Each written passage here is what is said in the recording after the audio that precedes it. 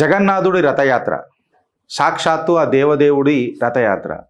భారతదేశంలో కేవలం దేవుడు ఉన్నడా అని చెప్పడానికి ఇది ఒక సాక్షాత్తు నిదర్శనం. ఇన్ఫ్యాక్ట్ దేవుడు మనతో పాటు భారతీయులతో ఈ కలియుగంలో సొంతంగా ఒక యాత్ర చేస్తాడు అని అంటే ఇక మీరు అర్థం చేసుకోండి ఎంత పవిత్ర పావనమైన భూమిలో మనందరం జన్మించినాము.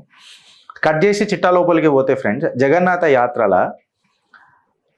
5,000 మంది 6,000 మంది ఆ రథాన్ని గుజ్జుతూ ఉంటారు తాళ్లతో. సడన్గా రథం ఆగిపోతుంది, మళ్ళీ దానంతలు అదే స్టార్ట్ అవుతుంది. అసలు ఎందుకు ఆగుతుంది? 5,000 మంది గుంజుతుంటే మళ్ళీ దానంతలు అదే ఎందుకు స్టార్ట్ అవుతుంది అని అనేది ఒక పెద్ద ప్రశ్న. ఈ ఆన్సర్స్ ఎవరు చెప్పలేరు. అయితే స్కంద పురాణం, పద్మ పురాణం, భగవాన్ జగన్నాథ్ ఎవరైతే ఉన్నారో బలభద్ర ఇంకా సుభద్ర, వీళ్ళు వాళ్ళ యాత్ర కొనసాగించినప్పుడు అర్థం చేసుకోవాల్సిన విషయం ఏంటంటే ఆ యాత్ర వాళ్ళు తలుసుకున్నప్పుడే మొదలైంది. ఇట్లా ఎన్నో మిస్టరీస్ ఉన్నాయి. ఇన్ఫ్యాక్ట్ ఇలా చిట్టా ఓపెన్ చేసేటప్పుడు నేను ఏం చెప్దామని అనుకుంటున్నా అంటే ఎన్నో మిస్టరీస్ ఉన్నాయి. వాళ్ళ మన గుండిచా టెంపుల్ దాకా ఈ యాత్ర జరుగుతుంది. ఇది ఒక డివైన్ జర్నీ అని చెప్పి చెప్తారు. అందులో ఎట్లుంటుంది అంటే కొంత లక్షల మంది పార్టిసిపేట్ చేస్తారు. జై జగన్నాథ్ అని చెప్పి చాలామంది ఒక గంభీరమైన రోర్ ఒకటి ఉంటుంది. ఒక నిజంగా రోర్ అనే దానికంటే భక్తి రసమైన మునిగిపోయి అదొక ట్రాన్స్లోకి వెళ్ళిపోతారు. జస్ట్ సూచుడు కాదు, అందులో లీనమైపోతారు. నిజంగా చెప్పాలని అంటే 45 ఫీట్ల రథాలు, ఒక్కొక్కటి 60 టన్నులు వేజేస్తాయి. నిజంగా చెప్పాలని అంటే ఆ మోషన్ ఎట్లుంటుంది తెలుసా ఫ్రెండ్స్? అదంతా కంప్లీట్గా రథాంది డివోషన్ ఇన్ మోషన్ అని చెప్పి చెప్తారు. డివోషన్ ఇన్ మోషన్ అని చెప్పి చెప్తారు. అయితే ఇది కేవలం ఒక పండగ కాదు హిందువులకు. చెప్పినా కదా, it's a devotion in motion. ఎందుకంటే ఇక్కడ భగవంతుడు ధనిక లేకపోతే గరీబ్ అని అట్లాంటి ఏ భేదభావాలు లేకుండా అందరికీ దర్శనమిస్తాడు, అందరితో యాత్ర చేస్తాడు. ఇన్ఫ్యాక్ట్ చెప్పాలని అంటే ఆయన ఒక సింహాసనం మీద కూర్చున్నట్టు ఎప్పుడు కనబడాడు మనకు, ఎప్పుడు కనబడాడు, నడుస్తున్నట్టు కనబడతాడు జనాలతో.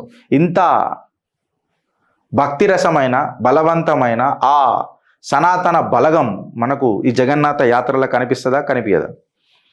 మిస్టరీ ఏందని అంటే ఫ్రెండ్స్, ఒకసారి మనం అర్థం చేసుకోవాలి ఏంటంటే 45 ఫీట్ల రథం, 60 టన్నుల బరువు, వేల మంది దాన్ని గుంజుతూ ఉంటారు. సడన్గా వస్తుంది, ఆగిపోతుంది. మళ్ళీ ఈ ఫోర్స్ ఎందుకు ఆగింది అని అనేది ఎవరికి తెలియదు. మళ్ళీ సడన్గా ఎందుకు మూవ్ అయింది అని అనేది ఎవరికి తెలియదు. సడన్గా బ్రేకులు పెట్టిరా? లేదు. బ్రేకులు తీసేసినరా? లేదు. సరే ఏదైనా అడ్డం వచ్చిందా? రాలే. దానంతలదే ఆగిపోయింది, దానంతలదే మొదలెట్టింది.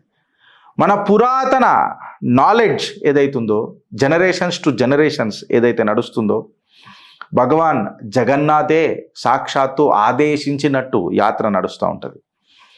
అయితే యాత్ర కంటే ముందు సుమారు 108 కుండలతోని స్నానం చేయిస్తారు. సడన్గా ఆయనకు అనారోగ్యం అవుతుందట. దే ఫాల్ ఇల్ అని చెప్పి చెప్తారు జగన్నాథ పురాణం ప్రకారం, స్కంద పురాణం and to that matter Padma పురాణం ప్రకారం. సడన్గా ఆయనకు జ్వరం వస్తుంది, ఇల్లు అంటే అనారోగ్యం అవుతుంది. అనారోగ్యం కాగానే ఆయనని ఐసోలేషన్లో పెడతారు కొన్ని రోజులు. దర్శనం కూడా ఎవరికి ఇయ్యడు అప్పుడు. దాని తర్వాత మళ్ళా లేస్తాడు, రీబార్న్ అవుతాడు, స్ట్రాంగ్ వస్తాడు, ట్రాన్స్ఫార్మ్ అవుతాడు. ఇది కేవలం ఒక మతపరమైన యాత్ర కాదు ఫ్రెండ్స్. చెప్పిన కదా, మతపరమైన యాత్ర కాదు ఇది. It's a motion in devotion or devotion in motion. In fact చెప్పాలని అంటే అసలు దేవుడు మనతో నడుస్తున్నాడా లేకపోతే సాక్షాత్తు మన గురువై యాత్ర చేస్తున్నాడా అనేది ఒక పెద్ద ఏమంటారు అంటే ఈ భక్తి రసంలో మునిగినప్పుడు నాకు ఇన్ఫ్యాక్ట్ చెప్పాలంటే ఇలా మాటలు కూడా పెద్దగా వస్తలేవు చూడు. ఆ యాత్ర చూస్తుంటే కొన్ని ఇట్లా జరిగినాయి అట్లా జరిగినాయి కావాలని అంటలేను. కాకపోతే అందులో ఉన్న భక్తి రసాన్ని పక్కకు పెట్టి ఇది ప్రొజెక్ట్ చేస్తారు చూడు కొంతమంది. నాకు ఆడ బాధేస్తుంది. మళ్ళీ ఈ మిస్టరీస్ అన్నీ కూడా ఛేదించిండానని అంటే లే కాదు. సరే వేరే దగ్గర ఏం జరగలేదని అంటే అక్కడ ఏం జరగకుండా ఏం లేవు, కానీ మీ మాత్రం జరిగినాయి, మేము మీవే ప్రొజెక్ట్ చేస్తాం. సాక్షాత్తు దేవుడు అక్కడ ఉంటాడు, దేవుడు అక్కడ నడుస్తాడు, దేవుడు అక్కడ నిద్రపోతాడు, దేవుడు ప్రజలతో మమేకమై నడుస్తాడు. కొన్ని వేల సంవత్సరాల నుంచి ఇది జరుగుతున్నది, వందల సంవత్సరాల నుంచి జరుగుతున్నది. ఇట్లాంటి మిస్టీరియస్ జర్నీ మీరు ఎప్పుడన్నా చూసిండ్రా అని చెప్తున్నా. ప్రతి సివిలైజేషన్లా టెంపుల్స్ ఉన్నాయి, ప్రతి కల్చర్లా రిచువల్స్ ఉన్నాయి. బట్ భారత్లోనే భగవంతుడు తన భక్తుల కోసం యాత్ర చేస్తాడు.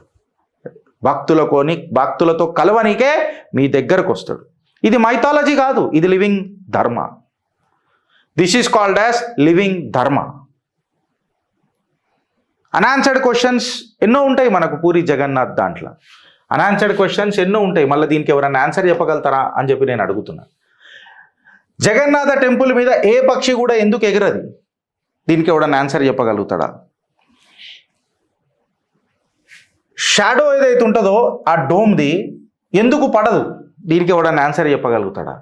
సేక్రెడ్ వుడ్ దారు బ్రహ్మ అని చెప్పి మాట్లాడతారు కదా. ఈ చెక్క కేవలం కళలలో వస్తుంది. ఎట్లుంటుంది, ఎక్కడ దొరుకుతుంది అని అనేది కళలలో వస్తుంది. కొంతమందికి అలా ఎవరో వంశీకులు ఉన్నారో వాళ్ళకే తెలుస్తుంది. ఈ ఏన్షియంట్ ఏదైతే ఉందో దాన్ని ఛేదించడానికి ఎవడన్నా ప్రయత్నం చేసిండు? కాదు. బట్ అందులో ఉన్న చెడును మాత్రము ప్రాజెక్టు ప్రపంచ స్థాయిలో చేయడానికి ప్రయత్నం చేస్తారు. రాబోయ్ మమతల హోమం నా సనాతనం, పుణ్య సనాతనం నిత్య నూతనం. మీరేమి ఆలోచిస్తారో ఒకసారి మీ కమెంట్ రూపంలో చెప్పురి ఫ్రెండ్స్. చెప్పే కంటే ముందు ఒకసారి జై జగన్నాథ్, భారత్ మాతాకి జై.